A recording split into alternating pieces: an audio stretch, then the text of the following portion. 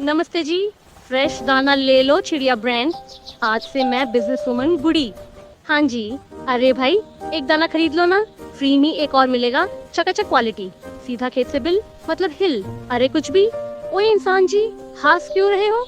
Business नहीं देखा क्या? पैसे नहीं? चलो उधार में ले जाओ। कभी तो दोगे। अरे कोई तो खरीदो। मैं डिस्काउंट का डिस्काउंट भी दूंगी बच्चे। दाना खाओ, विंग स्ट्रॉन्ग बनो।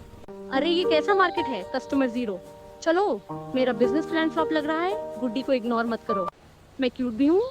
हम लोगों को प्रीमियम समझ ही नहीं। Bye bye idiots. गुड्डी जा रही है शॉप में वापस। बैग रख दिया, बिजनेस बंद। चलो चिड़िया, उड़ चलो। नया आइडिया सोचना पड़ेगा।